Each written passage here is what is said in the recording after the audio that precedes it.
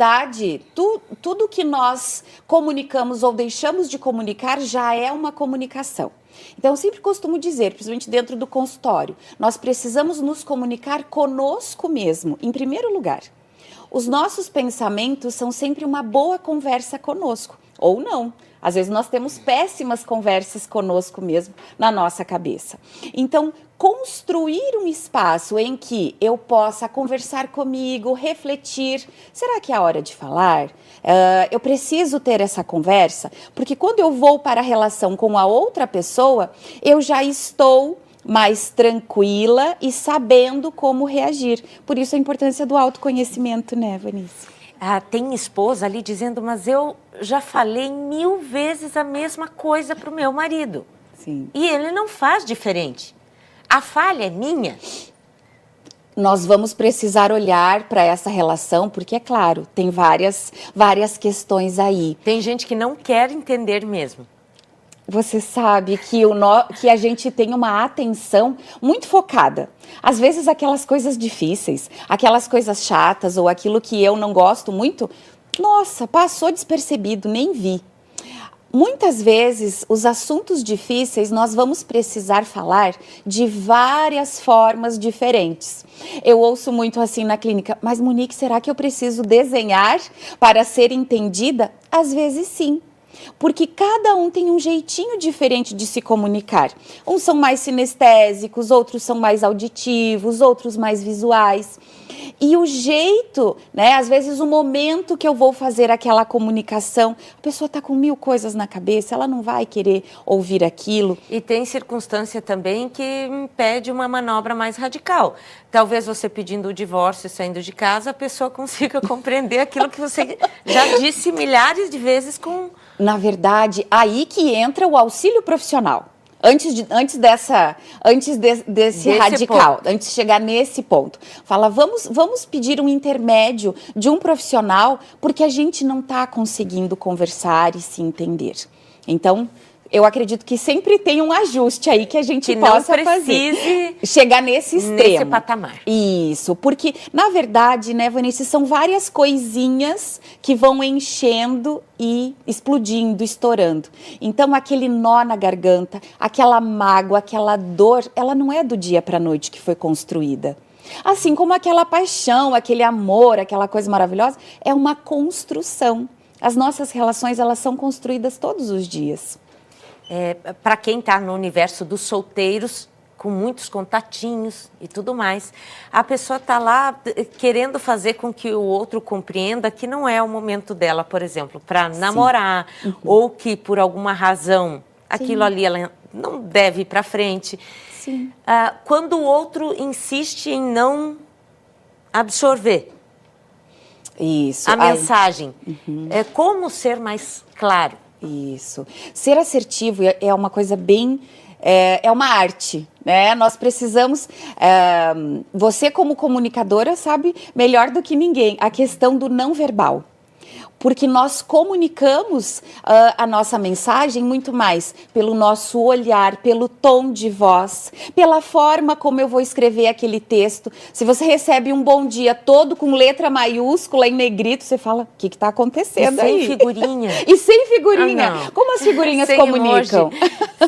Então, todo o não verbal que a gente precisa cuidar, o momento, o como eu estou falando.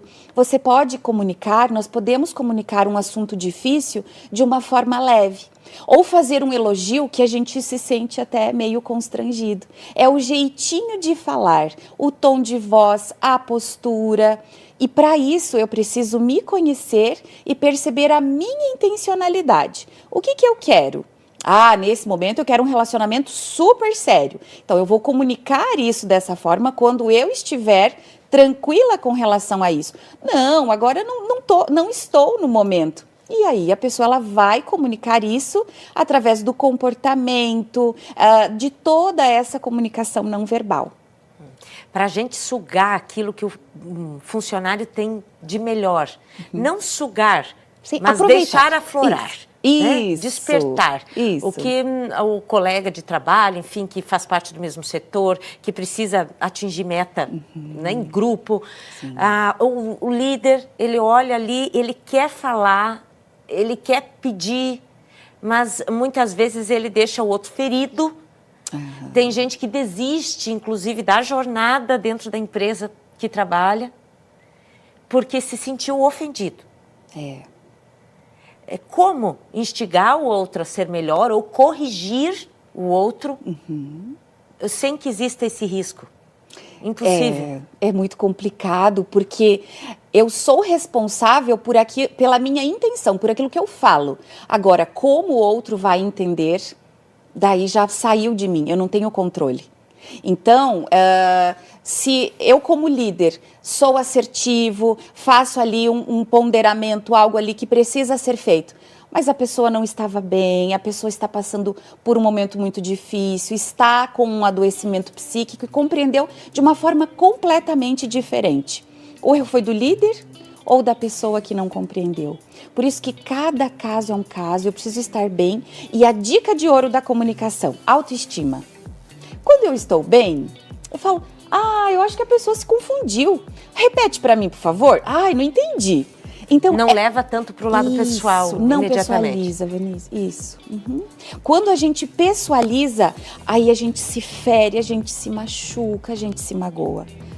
Então, às vezes a pessoa estava distraída, ou ela falou aquilo num momento mais alterada, não necessariamente estava falando de mim, estava falando do colega, enfim, são N situações que pode ter aí um ruído nessa comunicação que eu preciso olhar. Agora, se aconteceu uma, duas, três, várias vezes, é um padrão de comunicação, aí precisamos nos olhar, falar, opa, vamos estudar, vamos fazer treinamentos, capacitações para melhorar essa comunicação. Tem gente que fala tudo o que pensa. O que vem à cabeça assim, pintou aqui, sai aqui. Sem filtro. Sem filtro. E não é uma Dercy Gonçalves, né? Sim. É saudosa. Sim. E de qualquer maneira, a pessoa até já se rotulou. Ela se colocou, ela fala, eu sou assim. Né? Eu falo mesmo, eu digo o que eu tenho que dizer. Qual é o problema, se é que existe alguma desvantagem? Ou para essa pessoa, sendo libertador, tá ótimo? É difícil a gente dizer se é totalmente bom ou totalmente ruim, porque a gente pode perpassar aí por um sincericídio. A pessoa ela se torna muito difícil de conviver. Então, claro, nós precisamos ser sinceros, mas o jeitinho de falar, isso vai fazer toda a diferença. Então, às vezes a pessoa ela acaba sendo muito agressiva na forma de pontuar. Às vezes ela tem hora para falar também sobre determinadas coisas, hora certa, esperar o momento. E o espaço, porque senão a pessoa assim ela pode cair no deslize de ser invasiva. E isso é muito difícil lidar com pessoas que não respeitam os limites, as fronteiras de cada um. Então, que não respeita o espaço corporal, não respeita o espaço psíquico, né, daquela pessoa. Então, a opinião diferente. Então, isso não é que ninguém possa ter opinião e possa expressar. Isso deve ser assim, afinal somos todos diferentes. Mas o jeitinho de falar é que precisamos olhar. E como que a gente olha? Pedindo. Então, a assertividade ela é construída nas relações. Então, essa retroalimentação. Foi legal isso que eu falei? Como você se sentiu? Eu quis dizer tal coisa. Você entendeu isso? O que você entendeu? Então, veja, quando a minha autoestima está legal, eu consigo me abrir para ouvir também aquilo que não está muito legal. Porque a pessoa disse, nossa, sério que você quis me fazer um elogio? Eu me senti muito mal quando você disse isso. Ou, nossa, eu me senti muito bem. Então, essa retroalimentação, esse feedback é muito importante para a manutenção e construção dos relacionamentos saudáveis.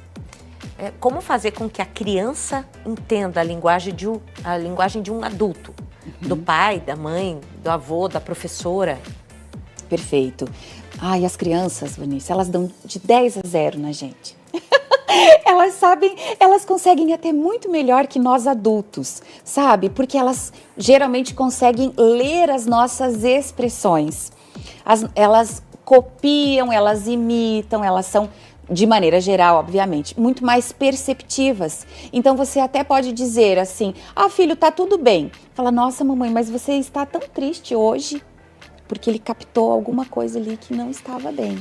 Ou então a professora fala que tá tudo bem, mas tá mega nervosa, né? Então, assim, já percebeu a expressão facial, o jeito, a inquietação.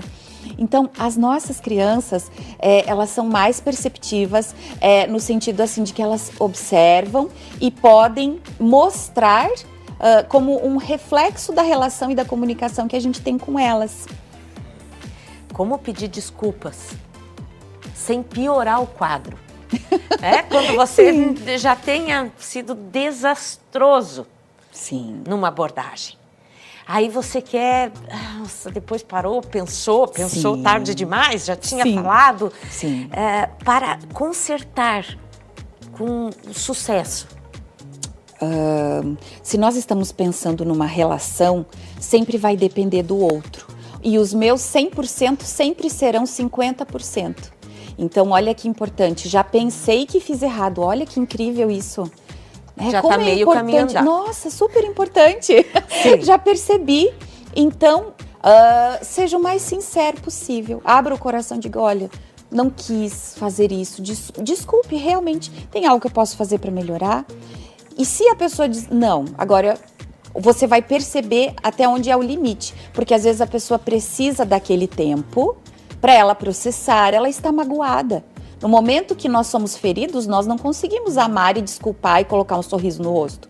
A gente precisa elaborar aquele sentimento. E a pessoa que causou o desconforto vai precisar suportar a angústia do afastamento. Quando mandar áudio, quando deixar para falar pessoalmente, quando uma mensagem de texto já serve, ou tem que ser uma ligação? Depende muito de cada caso e principalmente da relação estabelecida, do vínculo. Quando é um vínculo muito íntimo, muito próximo, a comunicação ela flui de uma maneira muito melhor. Né? Porque aí você já sabe, às vezes só pelo bom dia, sem emoji, se a pessoa tá bem, se ela não está, pelo tom de voz ali no áudio você já vê. Agora, quando nós falamos de questões mais sérias, de problemas e tudo mais, nada como o face a face. Porque nem sempre é possível, mas o pessoal, quando a gente enxerga a pessoa, nós temos menos ruídos. Ou então fazer uma ligação, né, de vídeo, quanto mais próximo, menos ruídos nessa comunicação. A pessoa pode ter o textão já montado na mente dela, daquilo que ela deseja dizer. Mas quando ela leva em consideração também o que o outro falará entre uma coisa ou outra que ela colocar para fora, ela também tem que administrar. Isso. Então, nossa, gente... É uma arte, né? É uma arte. É uma arte. Parece tão simples. Aprendeu a falar e agora você já sabe talvez o que quer, só que não tem conseguido fazer um movimento mais grandioso. Monique, muito obrigada, que a gente reconheça com humildade que pode melhorar nesse sentido. E que talvez não seja um erro só do outro, ter levado, né, por um caminho aquilo que foi dito. Também tem falha nossa nessa história. Muito obrigada, boa semana para você. Obrigada de friozinho. Gente, um frio, geada em Cascavel.